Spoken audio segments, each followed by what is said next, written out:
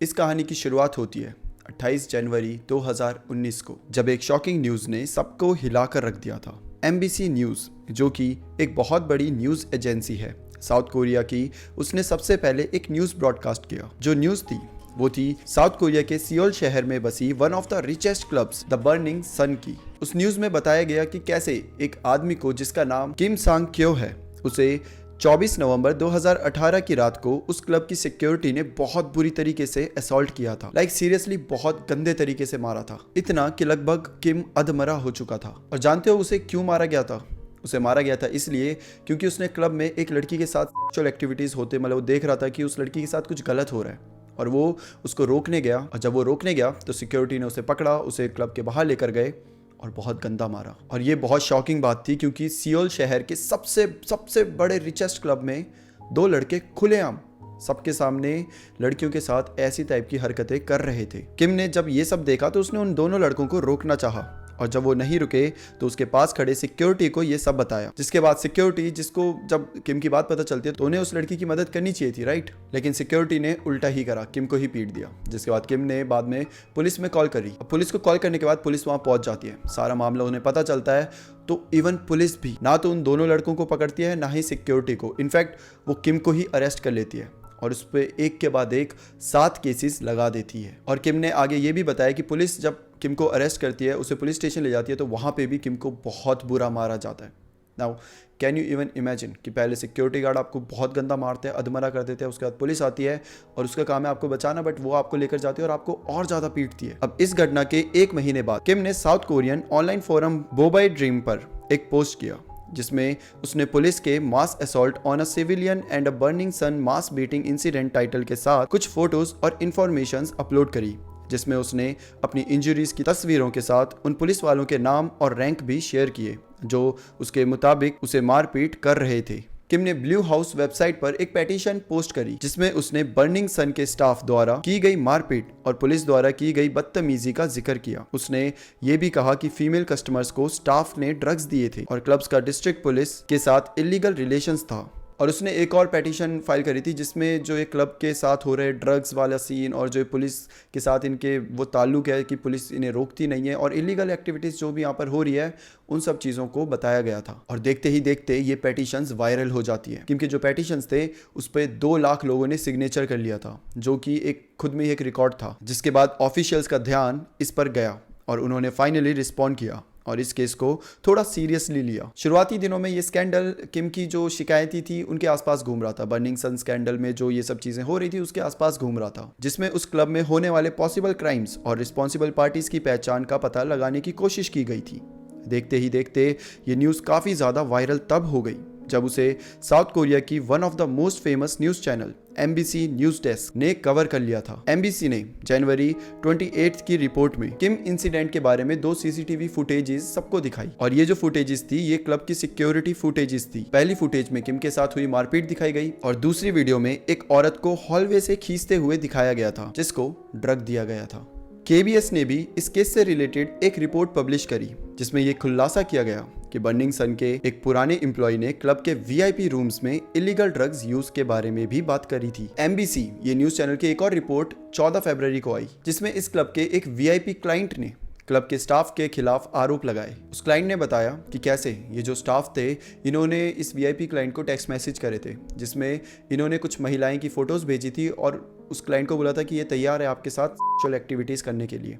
उसमें जो प्रॉपर बात लिखी थी वो थी डेट, रेप, ड्रग्स देकर इनको तैयार करा गया है। उसने आगे ये भी बताया कि उसको एक वीडियो भी भेजी गई थी जिसमें एक महिला थी जो पूरी तरीके से धुत थी नशे में, शायद उसे ड्रग्स दिए गए थे और उसके साथ फोर्सफुली कैसे लोग सेक्सुअल एक्टिविटीज कर रहे थे। 31 जनवरी 2019 तक सियोल मेट्रोपॉलिटन पुलिस एजेंसी ने तहकीकात का जिम्मा उठाया। उन्होंने सारे आरोप जिसमें लोकल गैंगनम पुलिस की करप्शन और क्लब के महिलाओं और क्लब के मालिकों के साथ मिलजुल कर काम करने का आरोप था और अब उनकी इन्वेस्टिगेशन शुरू हो जाती है। उन्होंने क्लब के सेक्सुअल वायलेंस और लड़कियों के साथ ये फोर्सफुली ये सब करना, उसके बाद ड्रग्स यूज़ और ये जो बड़े बड़े नेता, बड़े बड़े पुलिस ऑफिसर्स उनके साथ जो ये ताल्लुक है उन सब के ऊपर छानबीन करना शुरू कर दिया। और फिर एक बात जो सामने आई उसने पूरे कोरिया को हिला डाला अच्छा, कोरिया माना जाता है आपके के ड्रामा के पॉप के लिए, है ना। आप सबको भी कोरिया इसीलिए पता होगा क्योंकि वहाँ पे आपने के ड्रामा सुना होगा, के पॉप सुना होगा, और के पॉप सबसे ज़्यादा के पॉप,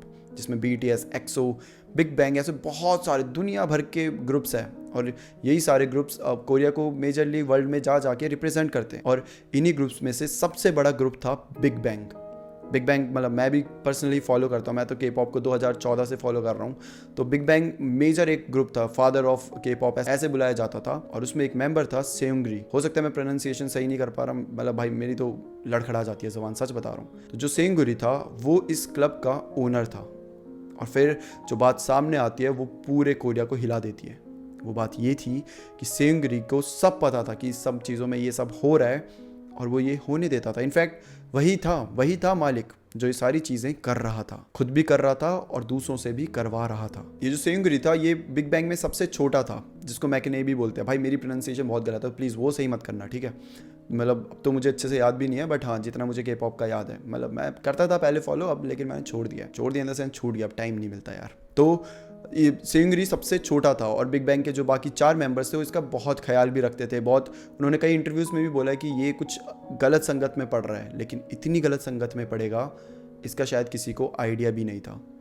अब हम वापस आते हैं द बर्निंग सन स्कैंडल के ऊपर। बर्निंग सन नाइट क्लब जो कि सियोल होटल के अंदर योकसाम डोंग गैंगनम गू में 23 फरवरी 2018 को खुला था। अपने आप को साउथ कोरिया का सबसे एलिगेंट और फाइनेस्ट क्लब के रूप में प्रमोट करता था। क्लब के CEOs में ली म्यून हो और ली सिंग ह्यून और फिर सेयोंगरी, ये सब क्लब के अंदर 7 इन हाउस डायरेक्टर्स में से एक थे। यांग ह्यूक सुक जो कि YG एंटरटेनमेंट के चीफ हैं, उन्होंने 31 जनवरी 2019 को एक स्टेटमेंट दिया था जिसमें उन्होंने कहा कि सेयोंगरी 28 नवंबर 2018 को क्लब में था, लेकिन किम के साथ जब ये पूरा इंसिडेंट हुआ था उससे पहले ही वो क्लब छोड़कर चला गया था। और इस पूरे इंसिडेंट को लेकर सेयोंगरी का भी रिस्पॉन्स आया था, ऑल्दो वो काफ़ी लेट आया था, बट उसने इंस्टाग्राम में पोस्ट डाला था जिसमें उसने बताया था कि जब किम के साथ ये सब हुआ था, जब उसे पीटा गया और सब कुछ हुआ, तो सेयोंगरी वहाँ पर नहीं था। और सेयोंगरी ने इस इंसिडेंट के बारे में बाद में सुना। उसने ये भी कहा कि वो क्लब के एग्जीक्यूटिव डायरेक्टर के रूप में काम करता है, लेकिन क्लब के ऑपरेशन या मैनेजमेंट में उसका कोई रोल नहीं है। और साथ ही में सेयोंगरी ने ये माफ़ी भी मांगी कि उसने मतलब ये सारी चीज़ें हो रही थी और उसने मतलब उसको इस चीज़ को लेकर एक्शंस लेने चाहिए थे, तो वो नहीं ले पाया और इस वजह से वो माफ़ी भी मांगता है। अब 26 फरवरी 2019 को SBS फन ई जो कि एक कोरियन चैनल है, उसने ककाओ टॉक जो कि एक मैसेजिंग ऐप है जो कि कोरिया में काफ़ी ज़्यादा फेमस है। अब ये कोरियन चैनल SBS इस मैसेजिंग ऐप्स की रिकॉर्डिंग्स के पहले हिस्सों को रिलीज़ करता है जो इन्वेस्टिगेशन में काफ़ी इंपॉर्टेंट साबित होने वाले थे। SBS ने कहा कि इन रिकॉर्डिंग्स के सोर्स एक एनोनिमस सोर्स था। ये रिकॉर्डिंग्स 2015 से थी और ये सेयोंगरी जो कि अभी तक बोल रहा था कि मुझे इन सब चीज़ों के बारे में पता ही नहीं है, क्या हो गया, कैसे हो गया, उसी सेयोंगरी को एक अलग ही केस में जोड़ने वाली थी। इन मैसेजेस से ये पता चलता है कि सेयोंगरी जो बर्निंग सन्स जो पूरा ये क्लब था उसके स्टाफ को, अच्छा यहाँ फॉरेनर इन्वेस्टर्स आने वाले थे और जो फॉरेन इन्वेस्टर्स आने वाले थे उनके लिए प्रोस्टिट्यूट्स हायर करने के लिए स्टाफ को बोला होता है। अब जो एनोनिमस इंसान था जिसने पूरी मैसेजेस भेजे थे उस कोरियन न्यूज़ चैनल को, उसको शक था कि इस पूरे स्कैंडल में इस पूरे जो भी चीज़ें चल रही है उसमें जो पुलिस है वो भी इन्वॉल्व है। तो पुलिस को ये सारे एविडेंस नहीं देता है बल्कि वो सीधा कोरियन चैनल्स को ये एविडेंस भेज देता है। अब पुलिस क्या करती है, प्रेस कॉन्फ्रेंस बिठाती है और बोलती है कि हमने ये सारे मैसेजेस, ये सारे एविडेंस हमारे हाथ में अभी तक आए नहीं है, जो भी हमने देखा न्यूज़ में ही देखा है, तो हमें शक है कि ये सही भी है या फिर ऐसी फेक है जो कि ऐसे र्यूमर की तरह फैल रहे हैं। और फिर 27 फरवरी को सेयोंगरी को SMPA यानी कि सियोल मेट्रोपॉलिटन पुलिस एजेंसी ने पूछताछ के लिए बुलाया। ये पूरा इंटरव्यू एक रात भर चला और इसमें सेयोंगरी का ड्रग टेस्ट भी किया गया।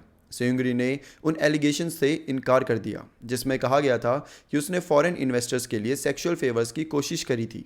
उसने ककाओ टॉक मैसेजेस को जो मीडिया ने डिस्क्लोज किए थे उसके बारे में भी कोई जानकारी नहीं होने की बात करी। और सेयोंगरी ने अपने ऊपर लगाए हुए ड्रग्स यूज़ करने के इल्ज़ाम को भी ऐसे नकार दिया एकदम। अब मीडिया रिपोर्ट्स के मुताबिक कई नाइट क्लब्स का इस्तेमाल लॉबिंग के लिए किया गया था, जिसमें से एक क्लब अरीना भी था। जी हाँ, वही अरीना क्लब जिसका इन्वेस्टर सेयोंगरी था। और क्या आप मानोगे, अरीना क्लब में भी सेयुंगरी ने फॉरेन जो इन्वेस्टर्स थे उनके लिए सेक्सुअल फेवर्स का इंतजाम करके रखा था। और दिसंबर 2015 में सेयुंगरी और उसके बिजनेस पार्टनर्स के बीच एक एलिजेड चैट कॉन्वर्सेशन बाहर आई थी, जिसमें सेयुंगरी ने कहा था बी, जो कि एक एनोनिमस इन्वेस्टर था। तो यहाँ पर एक एनोनिमस इन्वेस्टर के बारे में बात चल रही है जिसका नाम हम बी रख देते हैं। तो सेयुंगरी कहता है बी को जो भी चाहिए दे दो, अरीना क्लब के रूम नंबर 3 और 4 को सिक्योर करो, हमारे पास ताइवान से गेस्ट आ रहे हैं। अब सेयुंगरी जिसे ये सब चीजें बता रहा था वो कहीं से एक लड़की ले आता है। तो सेयुंगरी उससे बोलता है कि इसका हम क्या करें, और लेकर आओ, 2 चाहिए हमें टोटल, और कोई इजी सबमिसिव टाइप की लड़कियां लाना। तो वो दूसरा बंदा सामने से बोलता है, उसका नाम किम कुछ करके था। तो वो बोलता है कि मैं प्रोस्टिट्यूट्स का कहीं से इंतजाम करता हूँ, 2 सही रहेंगी ना। और ये पूरी जो कन्वर्सेशन थी ये लीक हो चुकी थी, कोरिया के हर एक बंदे को इस सब चीज़ों के बारे में पता चल चुका था। अब आता है 8 मार्च का दिन, जब इंटरनेशनल वुमेंस डे बनाया जाता है। और उसी दिन पूरी कोरिया में कई लोग बाहर आ चुके थे, प्रोटेस्ट कर रहे थे इन सारे क्लब्स के खिलाफ जो इस टाइप की इलीगल चीजें कर रहे थे। प्रोटेस्टर्स ने एक ऐसा कल्चर के खिलाफ अपनी फीलिंग्स एक्सप्रेस की थी जो उनके हिसाब से वुमेन को सिर्फ सेक्सुअल ऑब्जेक्ट्स की तरह ट्रीट करता है। और सबसे ज्यादा दिमाग तो तब खराब हो रहा था जब सेयुंगरी, जो कि एक के-पॉप आइडल था, और के-पॉप आइडल को अगर आप ध्यान से देखोगे ना, बड़े शरीफ से होते हैं, बड़े इज्जत देते हैं, मतलब अगर आप उनके सामने कुछ बोले तो अपना सर झुका के हेलो हेलो करते रहेंगे, और आधी चीजें फेक होती है। मतलब मैं के-पॉप को बहुत टाइम से फॉलो कर रहा हूँ, आधी चीज़ें फेक होती है, ये सब ऊपर का एक दिखावा होता है और नीचे भाई इतनी सारी चीज़ें बाहर आती है कि मैं बता ही नहीं सकता। अभी हाल ही में एक बहुत बड़ा स्कैंडल एक और हुआ है लीक, तो उसके बारे में भी अगर आप चाहते हो तो मैं एक वीडियो बना दूंगा। बट हाँ, वापस आते हैं इस चीज़ में। तो जब लोगों को पता चला कि सेयुंगरी, जो कि के-पॉप आइडल है, जिसकी एक इतनी अच्छी प्यारी सी इमेज है, वो ये सब कर रहा है, तो वो सब भी बहुत शॉक थे। ये मामला इतना ज़्यादा बढ़ चुका था कि कोरिया के प्रेसिडेंट को भी बाहर आकर इसके खिलाफ बोलना पड़ा। उन्होंने कहा कि ये जो भी चीज़ें चल रही है हम इसकी अच्छे से इन्वेस्टिगेशन करेंगे। और 10 मार्च को सेयुंगरी पर सेक्स ब्राइबरी के चार्जेस के तहत केस रजिस्टर करा गया। अगले दिन 11 मार्च को उसने अपने इंस्टाग्राम अकाउंट पर अपने एंटरटेनमेंट इंडस्ट्री से रिजाइन करने का अनाउंसमेंट करा, यानी कि बिग बैंग से। और उसने कहा कि उसने सोसाइटल डिस्टरबेंस क्रिएट की थी, और ये भी बोला कि वो इन्वेस्टिगेशन में पूरी तरीके से कॉर्पोरेशन के लिए रेडी है। अब 11 मार्च को एक और के-पॉप आइडल की चैट्स लीक होती है जिसका नाम होता है जंग जून यंग। अब इसके मैसेजेस भी लीक होते हैं जो कि इस पूरे स्कैंडल में और डिटेल्स लेकर आ जाते हैं, और ये इतने ज़्यादा डिस्टर्बिंग होते हैं कि लोगों को तो यकीन ही नहीं होता ये उनके फेवरेट के-पॉप आइडल की चैट्स है। ये जब चैट्स सबके पास पहुंचती है तो सबको पता चल जाता है कि ये द बर्निंग सन स्कैंडल इतना आसान नहीं है, इतना सिंपल नहीं है जितना दिख रहा था। 11 मार्च को काकाओ टॉक मैसेजेस के सोर्सेज रिवील हुए, जो एक लॉयर बांग जंग ह्यून था। अब इस लॉयर ने एक कोरियन चैनल पर जाता है जिसका नाम था SBS 8 o'clock, और वहां पर जाकर वो ये सारी चीजें रिवील करता है। वो बोलता है कि एक एनोनिमस इंसान ने उसको ये सारी चीजें प्रोवाइड करी है, और शायद वो एनोनिमस इंसान एक टेक्नीशियन था जो कि एक फोन रिपेयर शॉप में काम करता था। अब उसी की शॉप में जंग जून यंग आता है और अपना फोन रिपेयर करने के लिए दे देता है, जो कि एक बहुत बड़ा के-पॉप आइडल था। अब जब ये अपना फोन लेकर आता है तो वो जो एनोनिमस इंसान था वो इसकी चैट्स देख लेता है, वो इसके फोन को देख लेता है, जिसमें ऐसी ऐसी चैट्स थी कि बता ही नहीं सकते। कई सारी ऐसी वीडियोस थी जो ज़बरदस्ती ली गई थी, और वो वीडियोस बिल्कुल सही नहीं थी। उसमें लड़कियों को ड्रग्स देकर उनके साथ सेक्स करा जा रहा था, उनके साथ वो सब चीज़ें करी जा रही थी जो एक नॉर्मल इंसान सोच तक नहीं सकता। और जब ये सारी चैट्स, ये सारी वीडियोस बाहर आई तो इस पूरे स्कैंडल को एक अलग नाम मिल गया जिसका नाम था the Jung Joon Young KakaoTalk chat room scandal. अच्छा, वीडियोस का मैंने आपको बता दिया इसमें क्या क्या था, ठीक है, लेकिन इसमें जो चैट्स थी वो जंग जून यंग कई सारे के-पॉप आर्टिस्ट से कर रहा था, और इस पूरे स्कैंडल ने बहुत सारे के-पॉप आर्टिस्ट का जो असली चेहरा सामने ले आया था। दरअसल के-पॉप आइडल्स, जैसे कि मैंने बताया, शरीफ बन के रहते हैं, लोगों को लगता है भाई कितने अच्छे हैं, लेकिन उसके पीछे ये लोग एक दूसरे से लड़कियां एक्सचेंज करना, उनके साथ फोर्सफुली चीज़ें करना, और एक भी बंदा अगर एक लड़के के साथ कुछ कर रहा है तो उस पूरी वीडियो को ग्रुप में डाल देना जिसमें बहुत सारे के-पॉप आइडल्स ऑलरेडी थे, और वो सब उसे देखते, फिर उसके बारे में गलत गलत चीज़ें बोलते, मुझे भी चाहिए, ये मेरे को लेकर दो, ये ऐसा, मतलब दुनिया भर की हराम चीज़ें वहाँ पर थी। और इस स्कैंडल में भी एक नाम था जो कि पहले ही काफ़ी ज़्यादा फेमस हो चुका था इन चीज़ों के लिए, जो कि था सेयुंगरी। और इसमें कई सारे के-पॉप आइडल्स भी इन्वॉल्व थे जिनकी फोटोज आपको मेरी स्क्रीन में दिख जाएगी। अब जंग के ही चैट रूम से सेयुंगरी भी लड़कियों के न्यूड्स वगैरह शेयर किया करता था। और 14 मार्च को सेयुंगरी और जंग जून यंग को SMPA ने पुलिस स्टेशन बुलाया। पुलिस ने सेयुंगरी के बिजनेस पार्टनर और यूरी होल्डिंग्स के CEO यू इन सॉक को भी क्वेश्चन करे, और इस दौरान दोनों के स्कैंडल्स को एक साथ न्यूज चैनल ने दिखाना शुरू कर दिया था, जिससे ये स्कैंडल और भी पब्लिक अटेंशन में आ चुका था। 1 अप्रैल को SMPA ने अनाउंस किया कि उन्होंने सेयुंगरी और यूइन सॉक को फाइनेंशियल क्राइम्स के एलिगेशन के लिए बुक कर लिया है, जो मंकी म्यूजियम क्लब से रिलेटेड थे, जो कि उन्होंने 2016 में खोला था। ये वही मंकी म्यूजियम था जिसमें सेयुंगरी और उसका पार्टनर फाइनेंशियल क्राइम्स करने के लिए यूज करा करते थे। सेयुंगरी पहले तो इन सारी चीजों से डिनाई करते जा रहा था कि मैंने कुछ करा ही नहीं, मुझे तो इन सब के बारे में पता ही नहीं है। लेकिन जो उसका पार्टनर था यूइन सॉक, वो फाइनली एडमिट करता है कि हाँ, हमने ही ये सारी चीजें करी थी, हमें इन सारी चीज़ों के बारे में पता था। तो अब मैं एक शॉर्ट में बता देता हूँ कि सेयुंगरी ने क्या क्या करा था। उसका द बर्निंग सन स्कैंडल, जो कि उसका बहुत बड़ा क्लब था, उसमें वो वीआईपी लोगों को लेकर आता था, जो वहाँ लड़कियाँ आती थी, उनको ड्रग्स व्रग्स देता था, उनको बेहोश करता था और उनके साथ कई गलत चीज़ें करता था। और जो वीआईपी लोग थे वो करा करते थे, उनके लिए वो प्रोवाइड करता था लड़कियाँ, सिर्फ प्रॉस्टिट्यूट्स नहीं बल्कि कई ऐसी लड़कियाँ जो नॉर्मली वहाँ गई हैं, जो नॉर्मली वहाँ पे डांस वांस करने गई है, मोस्टली अकेले गई हैं, पार्टनर के साथ तो नहीं बट अकेले गई हैं, उनको वो देखता था, टारगेट करता था, उन्हें पकड़ता था और ये सारी चीज़ों में इन्वॉल्व करता था। जिसके बाद वो उन्हें कई बार वो वीडियोस, जब वो बेहोश है उनके साथ चीज़ें हो रही है, वो वीडियोस बनाता था। ये वीडियोस वो जो जंग जून यंग है उसको भेज दिया करता था। उसका चैट रूम था जिसमें के पॉप आइडल्स थे, उसमें अपलोड कर दिया करता था। बाकी लोग भी बोलते थे अरे वाह, ये लड़की तो बड़ी सुंदर है, हमें भी चाहिए। तो ये क्या करता था, उस वीडियो को उस लड़की को भेज देता था जिसके साथ ये सब हुआ था, जिसको याद भी नहीं कि उसके साथ पिछले दिन क्या हुआ है। उसको भेजता था और बोलता था अगर अपनी इज्जत बचानी है तो हम जो कहेंगे वो कर लेना, तो फिर हम किसी को कुछ बताएंगे नहीं, और बाकी हम आइडल्स है भाई, हमें तो फूक मारनी है, तुम्हारी इज्जत पूरी, तुम्हारी इज्जत तो राख बन जाएगी। ये सारे वो चीज़ें करा करता था। और वो जो जंग जून यंग था वो एक चैट रूम बना के रखा था जिसमें वो दुनिया भर की लड़कियों की फ़ोटोज़ वीडियोस स्प्रेड करता था। कुछ फोर्सफुली थी, कोई गर्लफ्रेंड बना के उनके साथ चीज़ें करते थे, रिकॉर्ड करते थे, डाल देते थे। तो ये सारी चीज़ें मतलब बैक एंड में चल रही थी। एंड देन फाइनली इन सब का पर्दाफाश हो चुका था। अब आती है पनिशमेंट की बारी। तो सेयुंगरी को आप एक अंदाज़ा लगाओ, जो भी उसने सब किया उसके लिए उसे कितने साल की सज़ा होगी। मैं बताता हूँ, उसको होती है 3 साल की सज़ा। ये सज़ा उसके कई क्राइम्स के लिए थी। ये चार्जेस थे 2015 से 2016 के बीच ताइवानीज, जापानीज और हांगकांग के बिजनेस इन्वेस्टर्स के लिए इलीगल सेक्सुअल सर्विस अरेंज करने के लिए, एक सियोल नाइट क्लब के फ्रॉड इम्बेजल्स करने के लिए, और 2013 से 2017 के बीच फॉरेन कसिनोज में ओवरसीज गैम्बलिंग लॉज को वायलेट करने के लिए। और फिर डिफेंस मिनिस्टर ने कहा कि बिग बैंग के फॉर्मर मेंबर को 1.15 बिलियन वॉन यानी कि लगभग $989,000 का फाइन भी देना पड़ेगा। इस फैसले के बाद उसे सियोल के पास योंगिन में आर्मी कोर्ट के रूलिंग के बाद कस्टडी में ले लिया गया। इसके बाद बाकी के दो जो के पॉप आइडल थे, जो कि थे जंग जून यंग, उसको 6 साल की सज़ा मिलती है, और x boy band member चॉय Jong हुन, उसको 5 साल की सज़ा दी जाती है। और इसी के साथ अंत होता है द बर्निंग सन स्कैंडल का, सियोल का, इनफैक्ट कोरिया का सबसे बड़ा स्कैंडल। आपको इसका इतना शायद आइडिया ना लगाओ, बट सेयुंगरी बहुत बहुत बड़ा आइडल था पूरे कोरिया में, इनफैक्ट पूरे वर्ल्ड में।